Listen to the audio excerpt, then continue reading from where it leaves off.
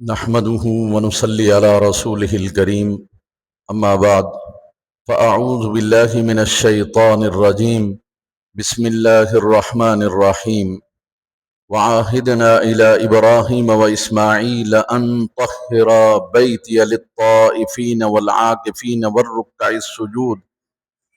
صدق اللہ مولانا العظیم۔ معزز اور محترم سامعین و حاضرین، اللہ تبارک و تعالیٰ کا بے پناہ شکر ہے کہ اس نے ہمیں زندگی میں ایک بار پھر رمضان المبارک کا مہینہ عطا فرمایا ہے، اور کرم بالائے کرم یہ کہ رمضان المبارک کا دوسرا جمعہ بھی ہمیں دیکھنا نصیب ہوا ہے، اور اس کے بعد آج یہ 16واں روزہ ہے، تو صرف 3 دن کے بعد ایک عظیم عبادت جسے اعتکاف کہا جاتا ہے، اس عبادت کا آغاز بھی ہو جائے گا۔ تو اس حوالے سے مختصر سی گفتگو کرنی ہے۔ رب کریم جل وعلا نے قرآن کریم فرقان حمید میں 2 انبیاء کرام علیہم الصلاۃ کا ذکر کیا ہے، ایک ابراہیم علیہ السلام اور ایک اسماعیل علیہ السلام۔ فرمایا کہ ابراہیم علیہ السلام اور اسماعیل علیہ السلام جب وہ اللہ کا گھر بنانے کے بعد، کامیابی سے تعمیر کرنے کے بعد انہوں نے دعائیں مانگی،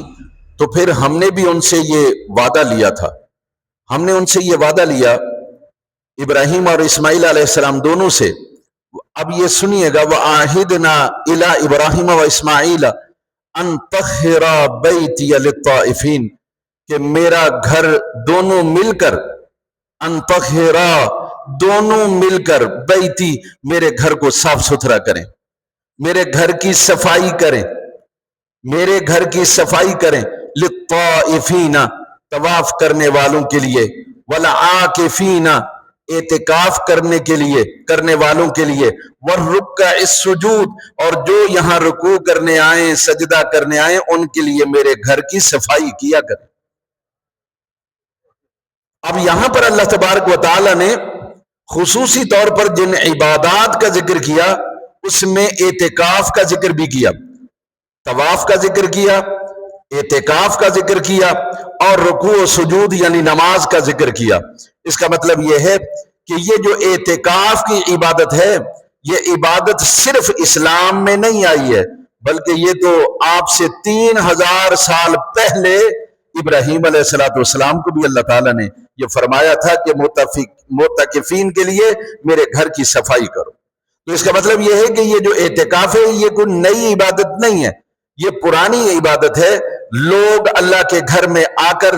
بیٹھ جاتے تھے رب سے لو لگانے کے لیے۔ اب چونکہ یہ جو اعتکاف ہے، اس کا مقصد یہ ہے کہ اللہ کی رضا کے لیے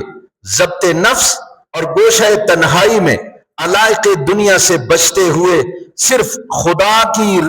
کے ساتھ لو لگانے کے لیے، اس سے تعلق بڑھانے کے لیے، اس سے اپنا ربط و ضبط مضبوط کرنے کے لیے ہم گوشہ تنہائی میں بیٹھ جائیں، اور پھر تمام اپنے معاملات کو چھوڑ کر یکسوئی کے ساتھ اللہ کی طرف، اس کی معرفت کی طرف، اس کی انوار و تجلیات کی طرف توجہ کریں، تاکہ ہمارا دل روشن ہو، ہمارا دماغ روشن ہو، ہماری اصلاح ہو جائے، تزکیہ نفس ہمیں حاصل ہو، تصفیہ باطن ہمیں حاصل ہو، اور ہم ایک اچھا انسان بن کر معاشرے میں باہر آئیں۔ اب ظاہر ہے کہ ہر آدمی کو یہ سعادت ارزانی نہیں ہوتی ہے، بلکہ بعض مخصوص افراد ہوتے ہیں جو علائق دنیا سے کٹ کر تنہائی میں اپنی تمام معمولات کو بند کر کے صرف اللہ کی رضا کے لیے تنہائی میں آ جائیں، اور وہاں ذکر و فکر میں مشغول رہیں، ریاضت و عبادت میں مشغول رہیں، وہاں محنت و مشقت میں مصروف رہیں، تاکہ اللہ تبارک و تعالیٰ کے کنج عافیت میں سے، اس کے انوار و تجلیات سے خود کو بہرمند کریں۔ تو یہ ہر کسی کے لیے ہے، اس لیے اللہ تبارک و تعالیٰ نے اسلام میں اس کو فرض نہیں قرار دیا، کیونکہ اگر اس کو فرض قرار دے دیا جاتا تو آپ خود سمجھدار ہیں کہ یہ ہر کسی کے بس کی بات نہیں ہے۔ 5 نمازیں ہم پر فرض ہیں، روزہ ہم پر فرض ہے، زکوٰۃ ہم پر فرض ہے، حج ہم پر فرض ہے، مجھے بتائیے روزے کا کیا حال ہے؟ یہ رمضان المبارک کا مہینہ ہے، اس کا ہم نے کیا حال بنا رکھا ہے؟ ہم نے نمازوں کا کیا حال کر رکھا ہے؟ ہمیں اسی طرح سے حج کا کیا حال کر رکھا ہے؟ ہم نے ہر چیز پہ ہم پورا نہیں اترے ہیں، لہذا اللہ تبارک و تعالی نے فرض قرار نہیں دیا، اسے سنت بنا دیا، تاکہ جس کا جی چاہے، جس میں ہمت ہو، جس کے اندر شوق ہو، جس کے اندر لگن ہو، وہ اپنے رب سے تعلق قائم کرے، وہ اپنے رب کا قرب حاصل کرے اور اس کی معرفت حاصل کر کے ایک اچھا انسان جو ہے وہ بن سکے۔ اور اس لیے نبی صلی اللہ علیہ وسلم کانا یعتکف العشر الاخیر من رمضان حتی قبضہ اللہ، نبی صلی اللہ علیہ وسلم رمضان کے آخری عشرے میں اعتکاف فرمایا کرتے تھے، یہاں تک کہ اللہ تعالیٰ نے آپ کو وفات دے دی۔ بلکہ ایک دفعہ تو ایسا بھی ہوا کہ نبی صلی اللہ علیہ وسلم مدینہ منورہ میں جب تشریف لائے تو یہاں تو آپ آ کے ہر سال آپ نے 10 دن کا اعتکاف فرمایا، ایک مرتبہ صرف ایسا ہو گیا کہ آپ سے وہ اعتکاف جو ہے رہ گیا، کسی سبب کوئی وجہ ہوگی، اعتکاف رہ گیا، اگلے سال میرے نبی صلی اللہ علیہ وسلم نے 20 دن کا اعتکاف فرمایا تاکہ وہ جو پچھلے سال کا اعتکاف ہے وہ بھی ادا ہو جائے۔ بہرحال یہ نبی صلی اللہ علیہ وسلم نے آخری عشرے کا جو اعتکاف کیا تو یہ ہمارے لیے سنت بن گیا۔ اور ایک دوسری حدیث میں یوں ہے کہ کانا یجاور فی العشر الاخیر فی رمضان حتی توفاہ اللہ، یا نبی صلی اللہ علیہ وسلم اپنی وفات تک آخری عشرے میں رمضان المبارک کے اندر اعتکاف فرمایا کرتے تھے، وَيَقُولُ، اور یہ ارشاد فرماتے تھے صحابہ کو، تحروا لیلۃ القدر فی العشر الاواخر، آپ فرماتے تھے بھائی آخری عشرے میں لیلۃ القدر کو تلاش کرو۔ گویا آپ اعتکاف میں بیٹھے ہیں تاکہ لیلۃ القدر کو بھی تلاش کیا جائے۔ اور لیلۃ القدر کیسے تلاش ہوگی؟ آخری راتوں کو آپ جاگیں گے تو تب ہوگی۔ یہی وجہ ہے کہ سیدہ عائشہ صدیقہ رضی اللہ تعالی عنہا فرماتی ہیں کہ کان اذا دخل العشر الاخیر شد مئزرہ واحیا لیلہ وایقظ اہلہ، رسول اللہ صلی اللہ علیہ وسلم جب آخری عشرہ داخل ہو جاتا تھا تو آپ خوب مستعد ہو جاتے تھے، چاق و چوبند ہو جاتے تھے، اور احیا لیلہ، راتوں کو جگایا کرتے تھے۔ ایک ہے راتوں کو جاگنا، ایک ہے راتوں کو جگانا۔ کیا مطلب؟ اتنی عبادت کرتے تھے کہ رات تنگ پڑ جاتی تھی، رات چھوٹی پڑ جاتی تھی، یہ ہے رات کو جگا کے رکھنا۔ اور وَأَيْقَظَ أَهْلَهُ، نہ صرف خود جاگتے تھے بلکہ اپنے اہل خانہ کو بھی جگاتے تھے، اپنے اہل خانہ کو بھی جگاتے تھے۔ اس کا مطلب یہ ہے کہ آپ خود سمجھتے ہیں کہ جب 20 دن رمضان المبارک گزر جاتا ہے تو یہ برکتوں والا مہینہ پابرکاب مہمان کی حیثیت اختیار کر لیتا ہے، پھر عنقریب ہم سے یہ رخصت ہونے والا ہوتا ہے۔ اور اس کا یہ جو بحر ماضی کے اندر سکون کے اندر تحلیل ہونے والا ایک ایک لمحہ، وہ اصل میں ہمیں یہ آواز دے رہا ہوتا ہے کہ رمضان تم سے جا رہا ہے، رمضان تم سے جا رہا ہے۔ ایسی حالت میں یہ بات ممکن ہے کہ ہمارے جو ہے وہ 20 دن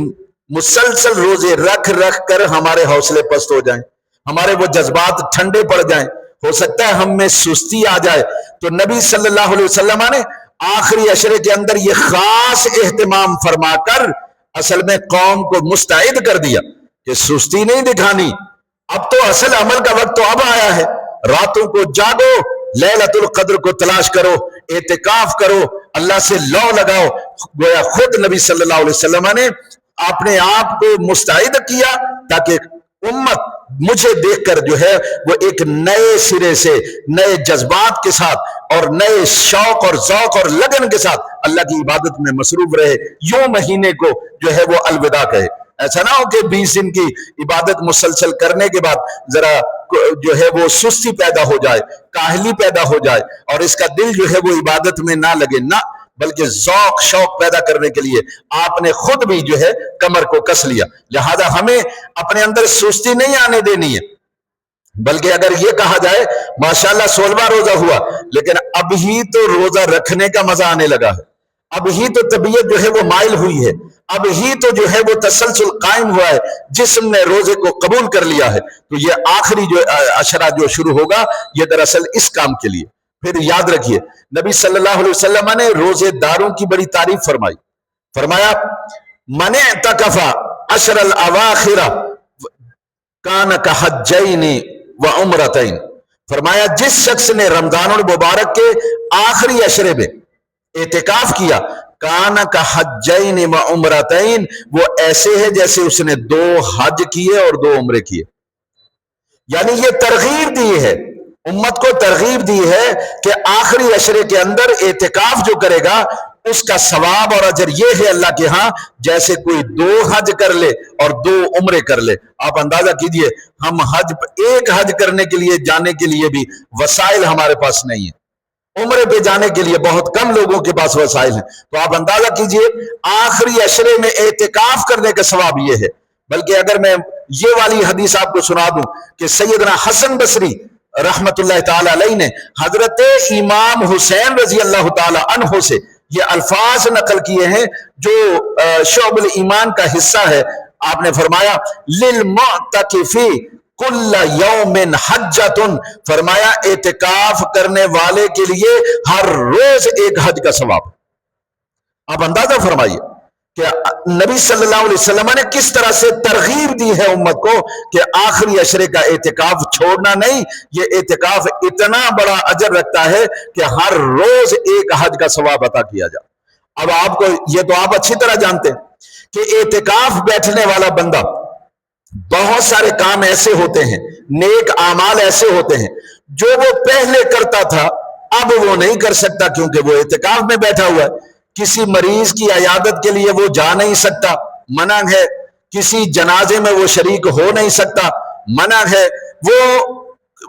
یتامى مساکین غرباء کے لیے جد و جہد نہیں کر سکتا، بھئی ان کی میں مدد کروں یا میں ان کو کوئی ضرورت کی چیزیں پہنچاؤں، اس کے لیے وہ نہیں جا سکتا۔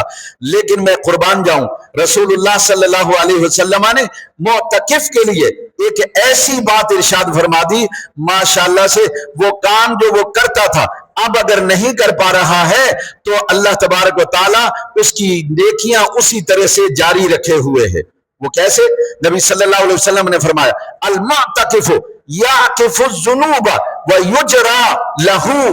حسنات کعامل الحسنات کلھا۔ نبی صلی اللہ علیہ وسلم نے فرمایا یہ جو معتکف ہے نا یہ گناہوں سے بچ کر بیٹھ گیا ہے، یہ معتکف یہ گناہوں سے بچ کر مسجد میں بیٹھ گیا ہے، لیکن یجری لہ الحسنات، اس کے لیے نیکیاں جو پہلے کرتا تھا ان کا اجر ایسے ہی جاری ہے، کعامل الحسنات کلھا، جیسے دوسرے لوگ مریض کی عیادت کریں گے اس کو بھی ثواب ملے گا، دوسرے لوگ جنازہ پڑھیں گے اس کو بھی ثواب ملے گا، دوسرے لوگ یتامى مساکین غرباء کی مدد کریں گے اس کو بھی ثواب ملے گا۔ گویا نیکیاں یہ کر نہیں رہا ہے، پہلے کرتا تھا، اب اعتکاف میں بیٹھا ہے، یہ کام اس کو کرنا منع ہے، تو اللہ پاک نے اس کے لیے فرمایا تو گھبرا نہیں، تو یہ کام پہلے کرتا تھا اب نہیں بھی کرتا تو نیکیاں تجھے ملتی رہیں۔ اتنا بڑا اجر اللہ تبارک و تعالیٰ نے اعتکاف والوں کے لیے رکھا۔ اب مجھے ایک بات بتائیے، اس کا مقصد یہ ہوا کہ یہ جو اعتکاف ہے اس کا مقصد کیا ہے؟ تھوڑا سا اس مقصد کو بھی سمجھنا بہت ضروری ہے۔ مقصد اس کا یہ ہے کہ جب انسان دنیا میں ہوتا ہے تو دنیا کی ہما ہمی اور ہلچل کے اندر وہ اکثر اپنی بہت ساری ذمہ داریوں سے غفلت برتتا ہے، تو اصل میں مقصد یہ ہوتا ہے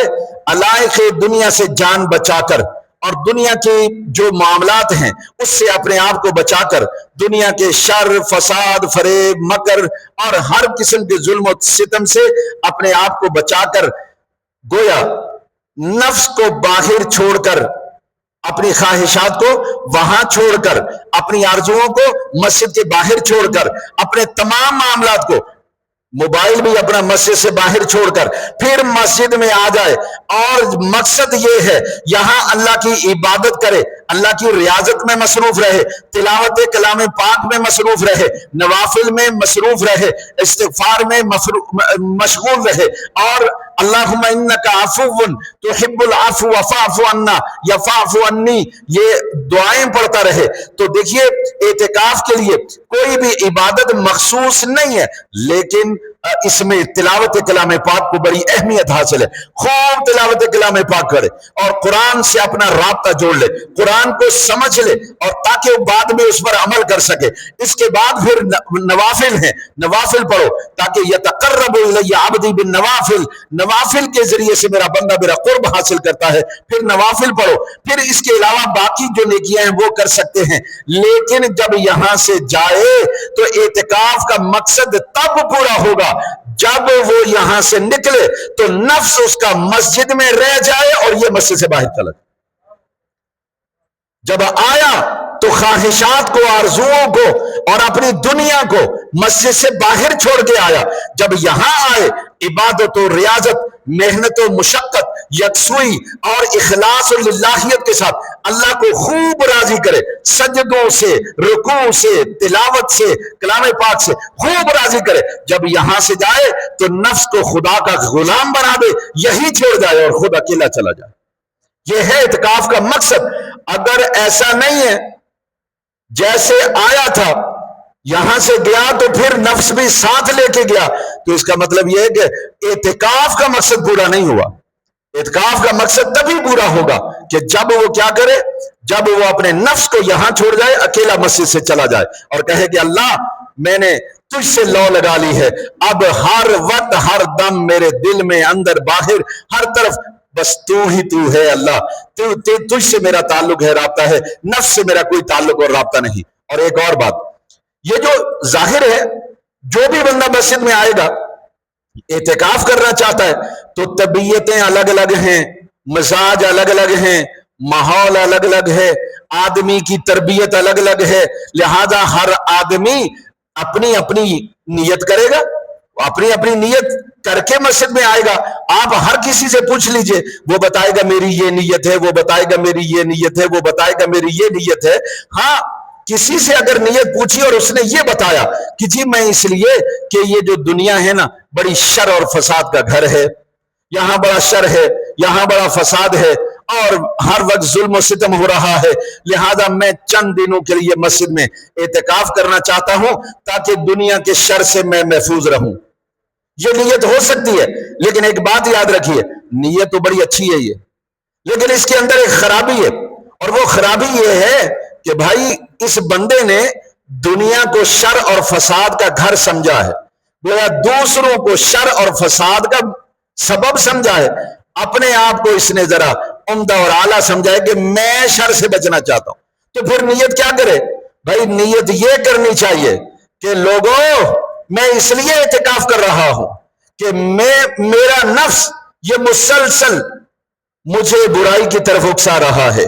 ان النفس لامارۃ بالسوء، میرا نفس مسلسل مجھے برائی پر، مجھے مسلسل ظلم پر، ستم پر، گناہوں پر ابھار رہا ہے، اور یہ اس کے اندر شر کے طوفان بار بار اٹھ رہے ہیں. میں چاہتا ہوں چند دنوں کے لیے میں مسجد میں چلا جاؤں، اللہ کی بارگاہ میں حاضر ہو جاؤں اور لوگ میرے شر سے محفوظ رہیں، لوگ میرے شر سے محفوظ رہیں. اس لیے میں آ گیا ہوں، اس لیے میں آ گیا ہوں. یہی وجہ ہے کہ ایک درویش سے کسی نے پوچھا تھا کہ بھئی آپ اعتکاف میں کیوں بیٹھے ہیں یا کیوں پسند کرتے ہیں؟ انہوں نے کہا دراصل بات یہ ہے میرے پاس ایک بڑا خطرناک اور خون خوار کتا ہے،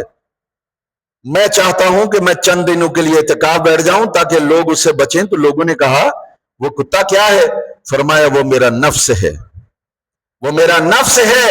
اس لیے میں چاہتا ہوں کہ اس خون خار کتے سے لوگوں کو بچانے کے لیے، اللہ کی مخلوق کو بچانے کے لیے میں خدا کی بارگاہ میں آ جاؤں تاکہ میرے نفس کا کتا لوگوں کو کاٹ نہ سکے. اس کا مطلب یہ ہے کہ لوگوں کے ساتھ میل ملاپ رکھنا، کاروبار کرنا، لین دین کرنا، اور یہ معاشرے کے اندر ایک معاشرے کا اچھا فرد بن کے رہنا، یہ بری بات نہیں ہے. برائی تو میرے اندر ہے. معاشرہ میں ہوں، میں معاشرہ ہوں، میں اور آپ ہم مل کر معاشرہ بناتے ہیں. سوسائٹی کیا ہے؟